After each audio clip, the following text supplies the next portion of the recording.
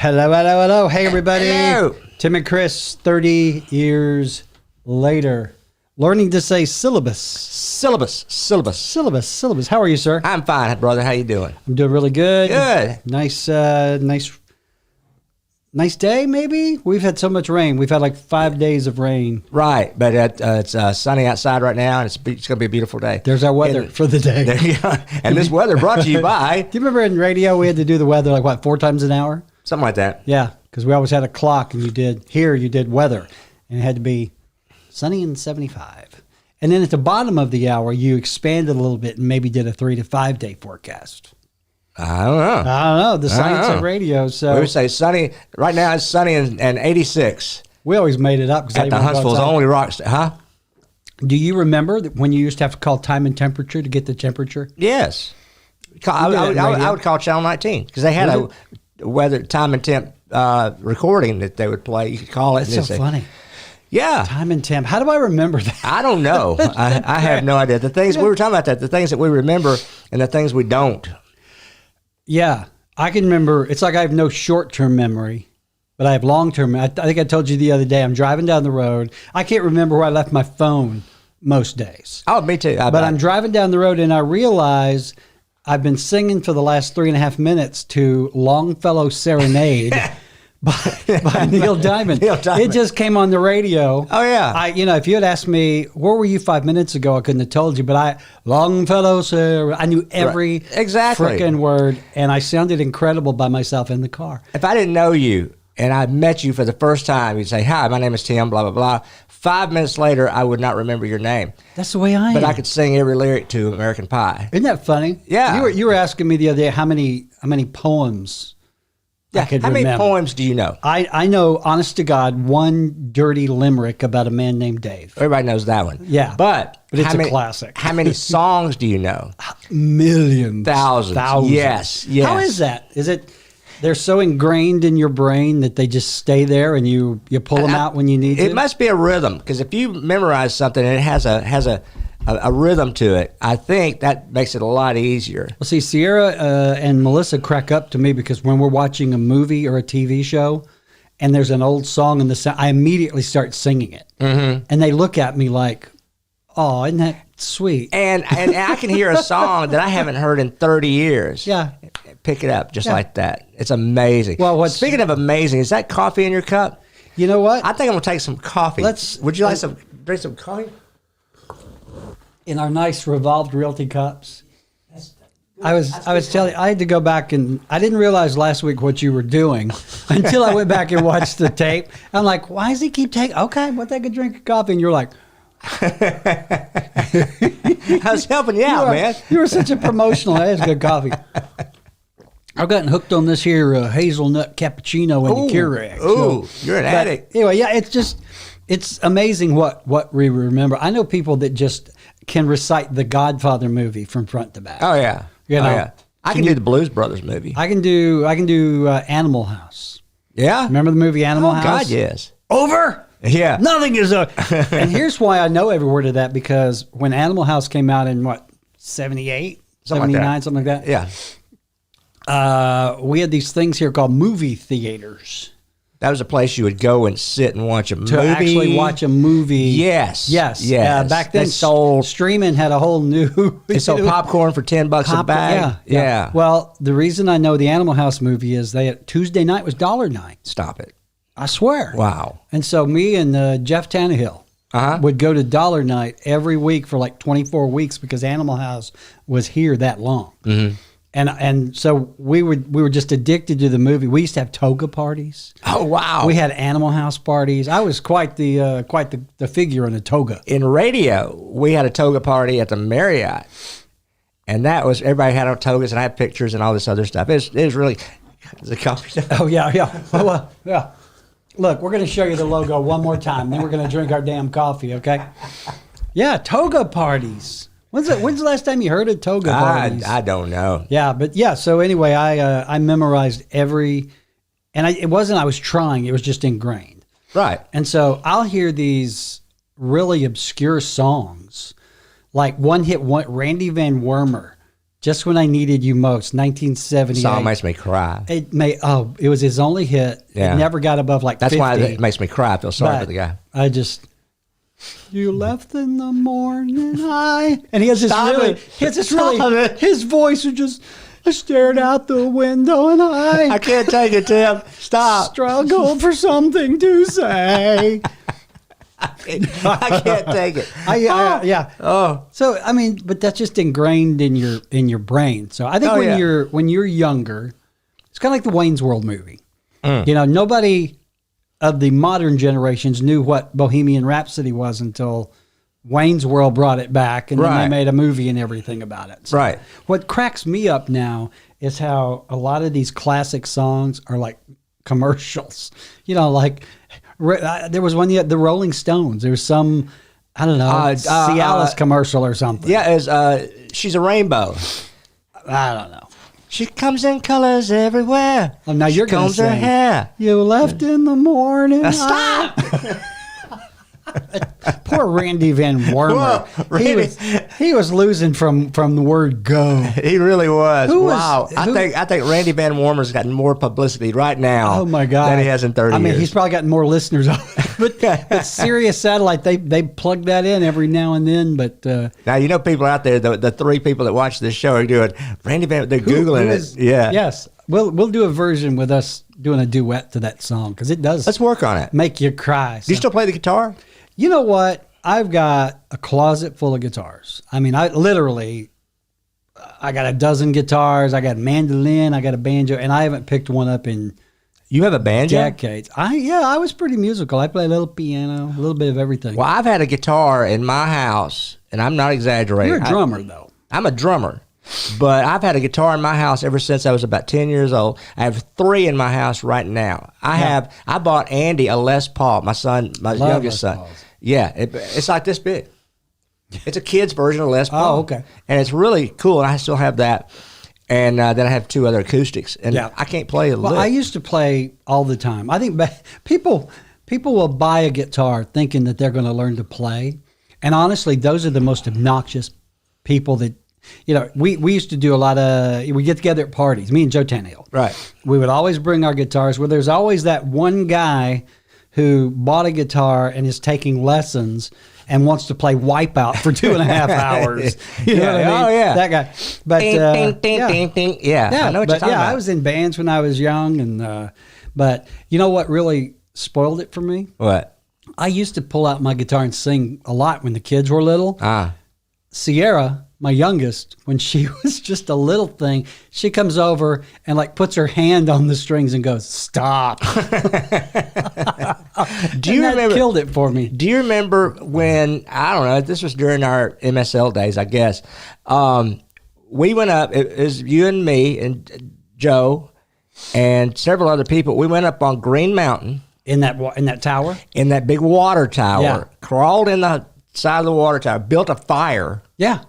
And you brought your guitar. I think Joey The had one too. acoustics were amazing. Yeah, the echo was just amazing. And we all sang songs. Yeah, that was great. It was like this big giant, I don't know if it was a water tower or like a grain silo, because it was literally this big concrete tube that went up, like 5 stories.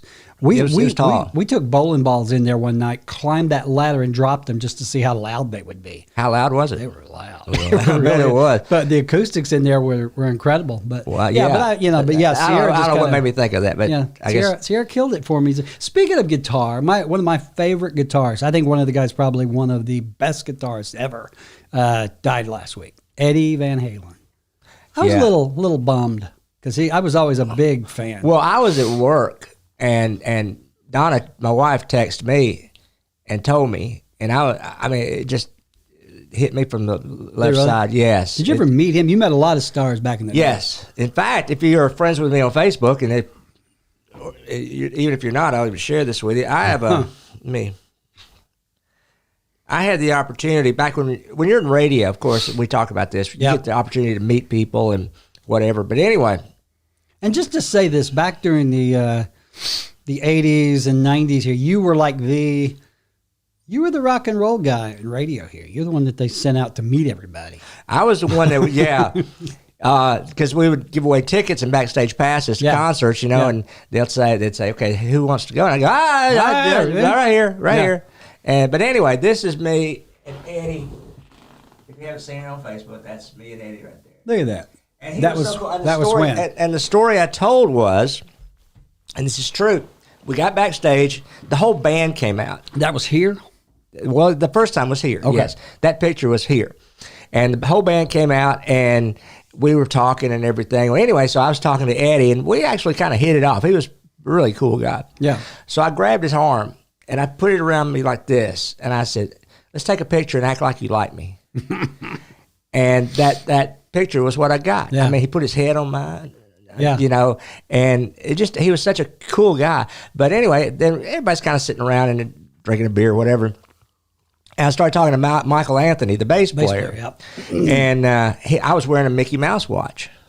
Well, come to find out, he collects them. So we were talking about that, and just had a good conversation. I got to know the guys kind of a little bit, but they were really cool. Yeah. Anyway, the next year, they were in Birmingham, and we gave away I'm sorry about the hand. I'm going to break that hand. we gave away backstage passes and tickets to the concert in Birmingham. We took a bus down and everything. And anybody want to go? Yeah, I'll go. And so we went down there, and that's when Eddie had cut his hair. Mm-hmm. He had short, about kind of like yours. Yeah. And so here again, we go backstage. Everybody comes out. We meet him. That's when Sammy was there. And so I went up to Michael Anthony, and I said, hey, do you remember me? You're not memorable. No. Well, no, he remembered me. He looked at me and goes, Mickey Mouse watch. Oh, funny. Yeah. And I went, yeah. I said, of course, that's the only reason he remembered me. Yeah. Watch. You look like a lot of people I meet. So. You people are everywhere. Yeah. But that was a really good. Yeah. That's why it was special to me, because that picture right there is just something very special to me. Yeah. And I've shown it several times to folks, and they go, "Yeah, well, we get it." Yeah, we've seen it. Yeah, we've seen it. We know you met Eddie Van Halen. Yeah. But it just really moved me. They do you have Sirius Radio? I do. Okay, on channel 27 is a Van Halen tribute channel now. Okay. It used to be called Deep Tracks, but now it's for now. Yeah. It's a Van Halen tribute channel. So check it out. Yeah, I loved him not because he was one of the best players ever, and a lot of people don't know this. He created a whole lot of stuff that is now kind of standard on the guitar, but when he did it, it was all manual with his hands, stuff they do now digitally and electronically. Right.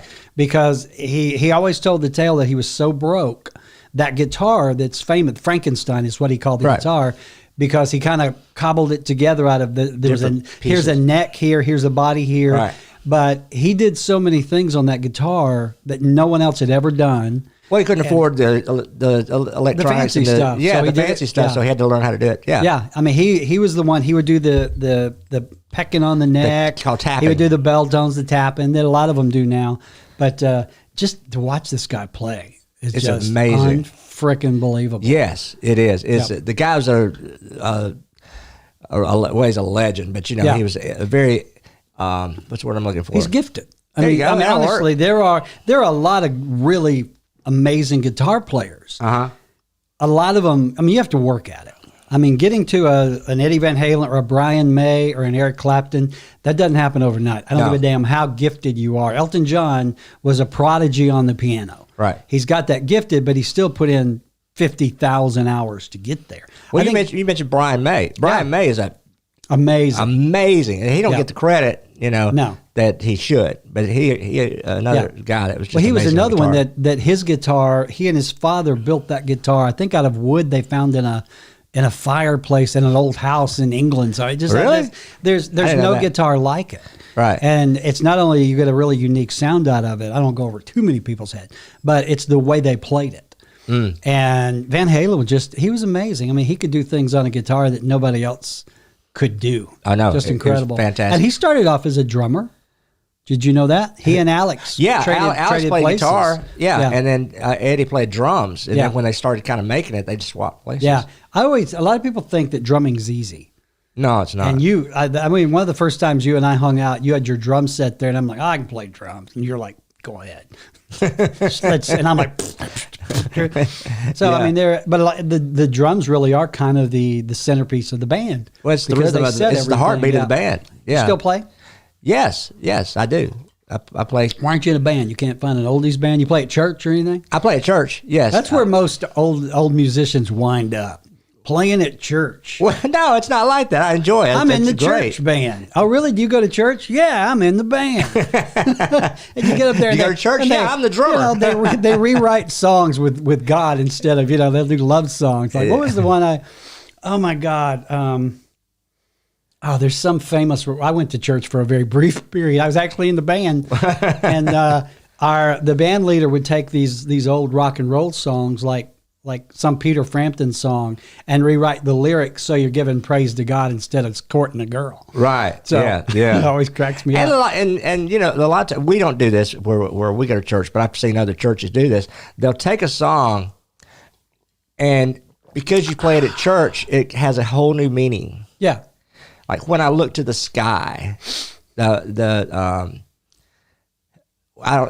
There's that memory thing we were talking about. I know it's that memory thing. But when I look to the sky, I was trying to think of the name of the band. But anyway, what's the songs like that? Yeah. It just when you sing them in church, it means a whole different thing. Yeah. Well, what they do, like I said, if it's Alzheimer's is a if serious it's a disease. love song, what is? I said Alzheimer's. What's that? I don't know. Yeah, they'll take a love song and they rewrite, and that's all well and good. But yeah, I always crack me up. Yeah, I'm in the church band. It's like you're touring with Queen or something. The way some people say it. I know people that go to church only because they can play in the band. Well, that's not my case, but it's fun. I enjoy doing it. Yeah. A lot of the old rock and rollers are, falling away. The ones that really sadden me are the ones that can no longer do it, like Huey Lewis. Yeah, who was one of the biggest acts in the 80s, 90s, can't sing anymore because he lost his hearing, I think. Oh, really? Yeah. I didn't know that. That's kind of sad because he had that. Huey's voice was always so unique. I mean, he could pretty much sing. But who else? Peter Frampton. But going back to Huey Lewis, look at him now. I mean, or look at him back then. Yeah. Do you think Huey Lewis would make it today? Probably not. Not with. No, I mean, he was huge. He was huge. Everybody loved him. Yeah. Music today is just shite. I'm sorry. It is. I was listening to a friend of mine on Facebook. She posts the top 40 playlist of a certain week, back in the 70s or whatever. Right. And you look at all these great songs. Yeah. And all these great artists. Yeah. And it's just, and then you look at it now. And it's like, it's just so different. Have you tried listening to pop radio? I guarantee you the top 10 Billboard songs right now, number one, you and I have never heard. Okay. Yeah. But they're not memorable. I mean, 100 years from now, nobody's going to be doing beatboxing to something they heard on the radio. Right. I don't know. Yeah, they're not historic, I guess. There are some great singers. Yes, there are. There's some really great singers.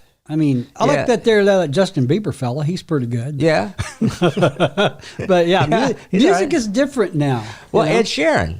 I love Ed Sheeran. Yeah. He's great. Yeah. I kind of a little man crush on Ed Sheeran. Really? You need to talk to somebody about that. I mean, just that music. Sing to me, Ed. Talk to me, Ed. I'm talking to you about it. But they're really, I mean, they're brilliant. Like Sheeran. Have you ever seen him live or seen him on video? I mean, just him, a guitar, and one of those little computers that he can record into. He tours by himself. So he's amazing, and his music is memorable. And it just goes to the age. You know why a lot of today's kids know the music we grew up on? It's because of Guitar Hero. Really? Yeah. I never thought about that. My Sierra, who was a big Guitar Hero player back in the day, we would be riding down the road and like some old song would come on and she'd start singing. I'm like, how do you know this? She goes, Guitar Hero. I'm like, no shit. Yeah. So, so that's how they and then of course Bohemian Rhapsody, that movie, all the kids know the Queen. Well, I remember when Wayne's World was out. Wayne's World was a hot movie, and I was playing music at a junior high school dance. Meeting chicks. And you've met Donna, haven't you? But anyway, so I throw on 12-year-olds.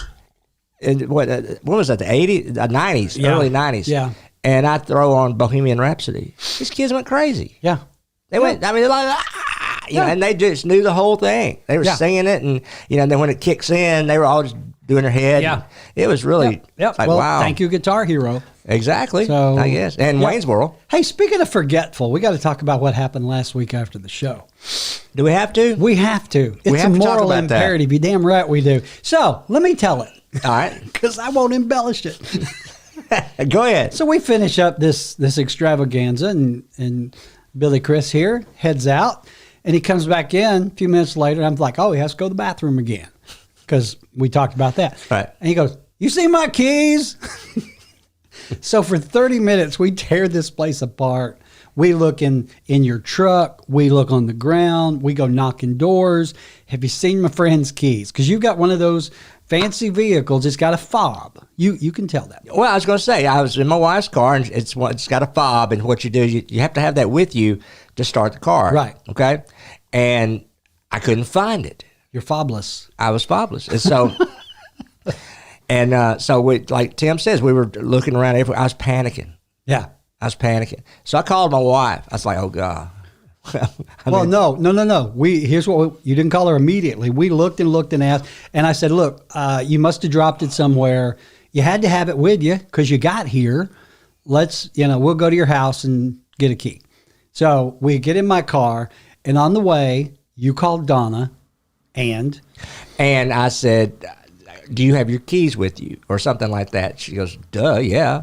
And so I said, I need to come by and get the keys. I can't find my key. So we drive all the way to where Donna works, and we got the keys from her, drive all the way back. No. When you talked to Donna, she figured out what the deal was. And she called both of us dumbasses, I know. Well, that's par for the course. Yeah. I mean, yeah.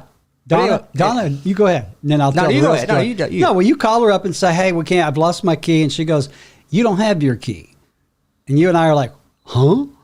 Turns out. I took her to work. And the key was in her purse. Key was in her purse. So, of course, the car is going to start. Right. Because the key is in her purse. Yeah. Well, I drop her off. I'm fobless. Yeah, you turn the car off. I turn the car off, and you can put your hand on the door handle, and it'll automatically lock if you have the fob. Right. It wouldn't lock. Again, you were fobless. Yes, it wouldn't lock. So I thought, okay, something's going on. I didn't really think that much about it because I was so looking forward to coming in here and doing this with you. Yeah. I was like, screw it, I'll worry about it later. Yeah. And so I came in here. And then you said, get in the car, because if you can get in the car, it'll start. It's somewhere. It wouldn't start. Wouldn't start. So we knew the fob was not in the vehicle. We need to be detectives, because we really... Oh, we'd be so good at it there, Yes, Barney. we would. It's like Tim Conway and Barney Fife or Don Knotts. Exactly. Yeah. So anyway, so we drive all the way to where Donna works, got the keys from her, came all the way back. Sure enough, it worked. Yeah. And so I drive home. I walk in the front door, right there on the dining room table. Yeah. There it sat. So basically what had happened was you were going to take her vehicle somewhere after this. So you dropped her off at work while you left your keys at home. Donna's keys were in her purse. The vehicle will run until you turn it off, and then without the fob, it ain't going to start up again. Right. So that's basically what happened. Basically what happened. So. What's funny is you and I couldn't figure it out. I mean, we knew the fob wasn't there. See, I've done this before because I would be like driving Melissa's car, and I would drop her off at home to go do something, and she would have the fob in her purse, and it would hit me. But I had the wherewithal not to turn the car off. Well, but what I'd like to do, though, I'll do this in front of everybody. I want to apologize to you because of this, you had to spend an extra hour and a half with me. God, that was painful. I know it was. And so, I mean, we have a schedule. It's like we do this. And then we don't see each other. Then we leave, and then, I don't see you until next week. But you had to spend an extra hour and a half with me, and I want to thank you. Well, we got that. a great story out of it. So yeah, we got something to talk about. We anyway. got to catch up a little bit. Yeah. We really don't talk that much. We really don't. I mean, this is it. This is it. And then I hear from you on Sunday night going, we doing the thing tomorrow? Yep. Yep. It's funny. People, I don't say you and I drifted apart because we've kept in touch over 30 years. You're one of those guys. It's like I can go 10 years without seeing you. And it's fine. But it's great.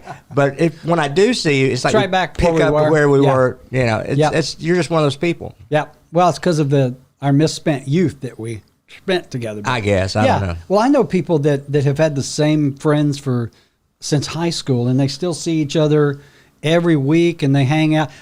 Honestly, I've never been someone who really needs friends. I've got you, Joe Tannehill, Jeff Tannehill. Are you saying I'm your friend? Those are, well, I know on camera I'm saying that, but not really. Oh, yeah. I mean, this is a show. It is. But I've got, those are the three closest friends I've ever had. And I couldn't tell you the last time I talked to Jeff, although if I did talk to Jeff, we would be right back, like you said, right back where we started from. So. Yeah. All right, man. Anything else you want to chat about this week? Our bad memories, the death of Eddie Van Halen. What was you had something on your phone? Let's see. We got about 5 minutes. Do we? Okay. Well, hang on a minute. Let me pull this up. Talk while I do this. You Sing a left song. in the morning. I stared out the window and I. Okay. All right. Here we go. We're talking about remembering stuff. Commercials when we were growing up. I'm gonna give you a line. You tell me what the product is. Okay. All right. My baloney has a first name. It's OSCAR. There you go. Look at the crap you remember. I don't want to grow up. I'm a Toys R Us kid. There you go. Look at it. Give me a break. Give me a break. Break me off a piece of that Kit Kat bar. That's still good. around. Yeah, it is. Sometimes you feel like a nut. Sometimes you don't. What's the product? It was. Almond Joy has nuts. And mounds don't. Yeah. Because. The crap we remember. Reach out and touch someone. That was an AT&T commercial. It was. Yeah. Meow, meow, meow, meow. I'm going to guess Meow Mix, Alex. That's very good. Okay. Plop, plop, fizz, fizz. Oh, what a relief it is. There you go. What was it? Alka-Seltzer. Alka-Seltzer. Look at this. We watch way too much TV. This is like two old men in a nursing home just randomly talking. Yeah. Okay. Hey, what's next? Right here. Plop, plop, fizz, fizz. I wish I had some Alka-Seltzer. That's what my mom called it, Alka-Seltzer. They're magically delicious. They're magically delicious. They're magically delicious. There's a leprechaun. There was, what was it? You can't remember? They're magically delicious. Was that the cereal with the leprechaun? Drawn a blank. I can't. Was it Lucky Charms? Yes. Yes, Lucky Charms. Okay. Okay. Yeah. Okay, here's something else, okay? This is the thing. It says, to know if you're older than dirt. Okay? Pass. Yeah. Do you remember candy cigarettes? I do. Okay. Do you remember home milk delivery?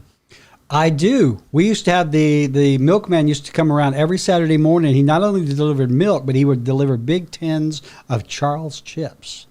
And so my mom would get... He delivered both of them? He delivered both. Wow. So we were like really dirt poor. So my mom would get us a half gallon of chocolate milk and mix it with a half gallon of whole milk. Yeah. And we would have semi-chocolate milk to eat with our chips. Every Saturday morning, my brother Don and I would get in front of the TV with our watered down chocolate milk and our Charles chips. Charlie chip, man. What a pathetic existence. I mean, and you know, these tins were like this big. Yeah. This big around. Yeah, they'd be gone by next week. Yeah. Yeah, but that's a lot of potato chips. I know, well, we were poor. Yeah. Do you remember pea shooters? I do. Do you remember PF Flyers? I do. Howdy Doody. That was before my time. That was before my time, too. But I do know who Howdy Doody was. 45 Records. Yeah, of course. I used to play 45 records at the radio station. Exactly. The first two radio stations I worked for played 45 records. S&H green stamps. I do. I remember my mom just trying to fill up a book. Mm-hmm. Yep. Yeah, and you trade them in for merchandise. Yes, some crappy stuff. Let's see. Cartoons before the movie starts in a theater. Yes. I do remember that. Remember that? I do remember that. I remember that. God, man, we're old. Coke when it came in bottles.